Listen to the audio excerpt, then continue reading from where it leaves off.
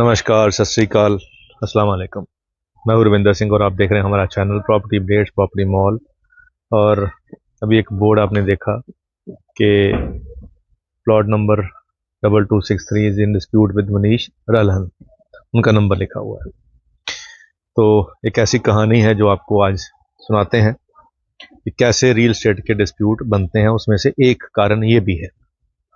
अब इस लाइन में कैमरा घुमा के दोस्त दिखाते हैं, जहाँ पे वो कोठी शुरू हो रही है उस कोठी से पीछे तक तो जो कॉलोनी थी वो उसके बड़े नक्शे के अंदर पास थी, पर ये वाले जो प्लॉट थे आगे तक जो कोठियाँ बनी हुई हैं, गाड़ियाँ हैं, ये सारे के सारे प्लॉट बाद में ऐड किए गए थे।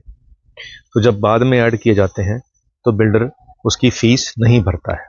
तो पिछली सरकार में चलता रहा, रजिस्ट्रियाँ होती रही, लेकिन इस सरकार में ये वाला सिस्टम बंद हो गया कि अगर आपकी 2 एकड़ की परमिशन है तो आप 2 एकड़ के अंदर ही जो प्लॉटिंग कर सकते हैं। उसके बाद अगर आपको एक्सटेंड करना है तो उसकी आपको अलग से फीस जमा करानी पड़ेगी।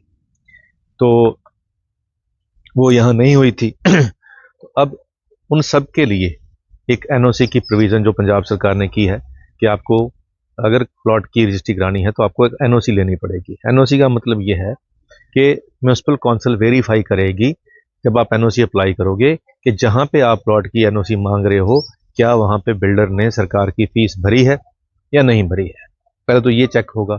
दूसरा, क्या उस एरिया के अंदर जो वो एरिया है वो क्या मिक्स लैंड यूज़ में तो नहीं है, क्या वो कमर्शियल यूज़ वाला एरिया तो नहीं है, या वो आर जोन तो नहीं है, या वो ग्रीन जोन तो नहीं है। तो ये सारे जोनिंग जो होती हैं ये सब कुछ वेरीफाई करती हैं म्यूनिसिपल काउंसिल के जो 3 से 4 एम्प्लॉई हैं, वो वेरीफाई करते हैं। उसके बाद एनओसी इशू होती है। तो ये प्लॉट क्योंकि बाद में ऐड किए गए थे, ये पार्ट नहीं था, तो इनकी एनओसी नहीं मिल रही थी।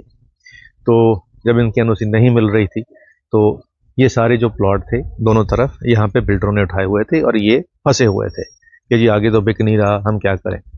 तो तब इन्होंने सब ने अपना अपना प्लॉट, तो बिल्डरों ने अपने अपने जो प्लॉट थे आगे किसी को बेच दिए। तो ये वाला प्लॉट भी आगे बिक गया क्योंकि एनओसी मिल नहीं रही थी, रजिस्ट्री हो नहीं रही थी, तो उन्होंने कम प्राइस में दे दिया। अब जब बयाना लिखा तो उसके अंदर लिखा गया कि जब एनओसी आएगी तब रजिस्ट्री हो जाएगी। बयाना हो गया। तो चलो ये प्लॉट हमारे पास पहुंचा तो हमें कानून के अंदर जो दाव पेच हैं वो पता है। तो हमने वो जो एक बैक विंडो थी जिसके अंदर प्लॉट की एनओसी हो रही थी और बहुत सारे लोग की हुई भी, तो उसी विंडो में हमने भी इसकी जो प्लॉट की है वो बयाना करके उसके बाद इसकी एनओसी करवा ली। तो इस सारे प्रोसेस के अंदर डॉक्यूमेंट लगने थे, पुराने बयाने लगने थे, सिस्टम में सिफारिश लगनी थी, वो सब कुछ लगवाने के बाद हमने फाइनली इस प्लॉट को रेगुलाइज करा लिया, इसकी एनओसी ले ली। अब इसका नक्शा पास अगर हम आज डालेंगे तो 7 दिन के अंदर नक्शा पास हो जाएगा। और पीछे ईंटें भी जो हैं वो पड़ी हुई हैं ताकि काम स्टार्ट करने के लिए ईंटें भी आ गए। तो अब जब ये सारा कुछ हो गया तो जिनके नाम पे प्लॉट था, जब उनको कहा कि जी एनओसी आ गई है, एज पर बयाना आप आइए रजिस्ट्री कराइए, वो कह रहे हैं जी हम तो नहीं बेचेंगे, अब तो हमारा प्लॉट रेगुलाइज हो गया जी, अब तो ये हम पास हो गया, लीगल हो गया, अब तो नहीं हम बेचेंगे। तो ये हालात हैं कि जब तो बिक नहीं रहा था, जब तो समस्याएं थी, तब तो बेच दिया।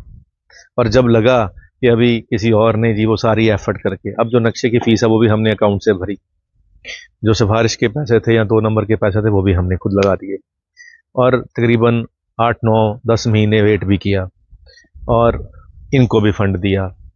तो जब अब ये उस बात पे आए कि जी हम तो नहीं बेचेंगे, तो फिर यहाँ पे बोर्ड लगाना पड़ा कि ये प्लॉट का डिस्प्यूट चल रहा है। अब क्योंकि बयाना साइन हुए हैं, लेडी के नाम पे है, सब कुछ है, तो अब एक नोटिस इनको भेजा है कि जी एज पर बयाना जो हमारा कंडीशन तय हुई थी कि प्लॉट की एनओसी आने के बाद रजिस्ट्री होगी, एनओसी अब हमने निकलवा ली है, आपने नहीं निकलवाई, तो आप काइंडली आप इस तरीक को आके रजिस्ट्री कराने के लिए आएँ, अदरवाइज हम तहसीलदार के ऑफिस में अपनी हाजिरी लगवाएंगे और फिर कोर्ट के थ्रू रजिस्ट्री अपने नाम पे करवा लेंगे। उसमें से कोई मुकर नहीं सकता क्योंकि बयाना हो रखा है। अब वो कह रहे हैं जी हमें और पैसे दीजिए, अगर आपने रजिस्ट्री करानी है तो हमें 6 लाख रुपए एक्स्ट्रा दीजिए, 7 एक्स्ट्रा दीजिए। तो हमने कहा क्यों दें, जब हमारा बयाना हो चुका है, सब कुछ हो चुका है, तो हम पैसे क्यों दें आपको एक्स्ट्रा। तो अब इस खींचातान में हम ही नहीं हैं, बहुत से लोग हैं, बहुत से लोग ऐसे हैं जो प्लॉट बेचते हैं, सिंगल सिंगल प्लॉट होते हैं, और बाद में उनके मन में लालच आ जाता है और वो बेचने से मुकर जाते हैं, टोकन वापस कर देते हैं, डबल भी वापस कर देते हैं कई बार, लेकिन वो डील से पीछे हट जाते हैं जब उनको लगता है कि अब हमारा प्लॉट रेगुलाइज हो गया। तो ऐसे बहुत सी ऐसे केसेस और भी हैं जहाँ पे ऐसी घटनाएं होती हैं।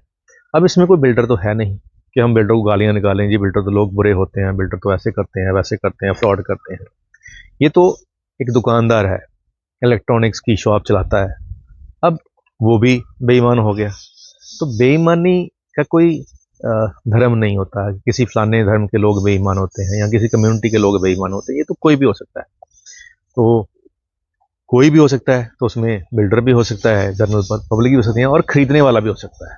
तो कई बार खरीदने वाले भी बेईमान हो जाते हैं, तो वो फंसा लेते हैं बंदे को, वो ना पैसे देते हैं ना आगे करते हैं, ऐसे भी होते हैं। तो ये सारी चीज़ें जो हैं ये नॉलेज के बेस पे। हाँ, ये प्लॉट तो क्योंकि बयाना हुआ है, आज नहीं तो कल रजिस्ट्री हो ही जानी है, पैसे का लेन देन है, मसला सेटल डाउन हो ही जाएगा। लेकिन ये सीख है उन लोगों के लिए कि जब हम बाज़ार में डील करते हैं तो हमें बहुत सारे लोग मिलते हैं। अब जिन्होंने हमसे ये प्लॉट लिया था, बयाना किया था, हमने उनको प्रॉफिट के साथ 2 लाख प्रॉफिट के साथ उनका जो पैसा जो ऐसे बयाना दिया था वो रिफंड कर दिया कि अब चलो डिस्प्यूट चलेगा, जब तक ये हम देखेंगे, अब हम जाने हमारा काम जाने, आप निकलिए एक बार बाहर। तो अपने कस्टमर को इस तरीके से निकालना सबके बस की बात नहीं है। मेरे को भी बहुत लोगों ने कहा जी आप जो कर रहे हो ये मार्केट से उलट कर रहे हो, ऐसा मार्केट में ट्रेंड नहीं है, अगर किसी ने बयाना दिया है तो वही भुगते ना, आप क्यों बीच में ऐड होते हो अपने आप को। तो हमने कहा जी हमारा एक नाम बना हुआ है, भगवान की कृपा है, अब अगर मेरा कोई 10-12 लाख रुपए इसमें लग जाएगा तो कोई बात नहीं, मैं आज नहीं तो 6 महीने में निकाल लूँगा, साल में निकाल लूँगा, जब भी मसला हल होगा तब निकल आएगा। लेकिन जिसने मेरे पे फेथ करके यहाँ पे लगाया था उसका जो लॉस नहीं होना चाहिए। अब मैंने उनको दे दिया, वो बिल्डर थे, उन्होंने कोठी बनानी थी यहाँ पे, वो कोई साधारण बंदे नहीं थे कि किसी मजलूम ने घर बनाना था, वो बिल्डर थे, प्रॉफिट कमाना था। लेकिन फिर भी चाहे वो बिल्डर थे, मैंने उनको समझाया जी आप पैसे लीजिए, आप कहीं और कोठी बनाइए और आप अपना प्रॉफिट कहीं और कमाइए, कोई नहीं, इसको मैं देख लूँगा अपने आप।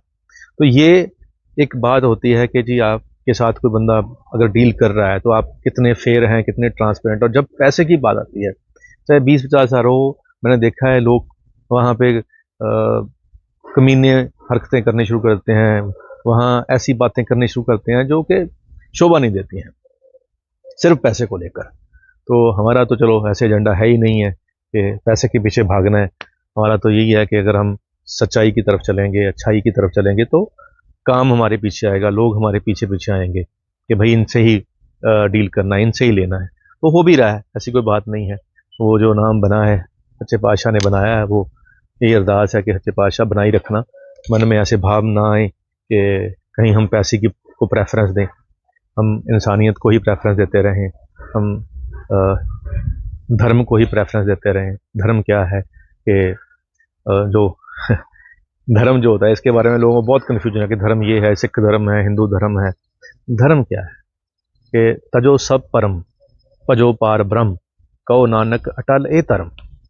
गुरु नानक देव जी महाराज ने कहा कि सारे धर्मों को छोड़कर एक पार ब्रह्म को भजना यही धर्म है। अब तुलसी आसनी जी भी लिखा है कि दया धर्म का मूल है, पाप मूल अभिमान, तुलसी दया न छोड़िए जब लग घट में प्राण। अब धर्म का मूल तो दया है, तो दया ही खत्म होगी तो फिर धार्मिक किस बात करें हम, फिर तो हम धार्मिक रहे ही नहीं, चाहे किसी भी धर्म को माने। लेकिन दया धर्म का मूल है, बेस है, अगर वो निकल गया तो फिर खत्म हो जाएगी। तो हम भगवान ने बनाया ऐसा है क्या करें, धार्मिक प्रवृत्ति के हैं और दया भी दी हुई है साथ में। और ऐसा ही है कि ये जो वीडियो थी ये इन्फॉर्मेटिव वीडियो थी, ताकि ऐसी चीज़ें किसी के साथ भी हो सकती हैं और बेचने वाले भी बेईमान हो सकते हैं, साधारण बंदा भी बेईमान हो सकता है, जरूरी नहीं है कि बिल्डर ही बेईमान हो। उम्मीद करते हैं वीडियो आपके काम की होगी। आज के लिए इतना ही, मिलते हैं अगली बार एक नई वीडियो में एक नई जानकारी के साथ। धन्यवाद।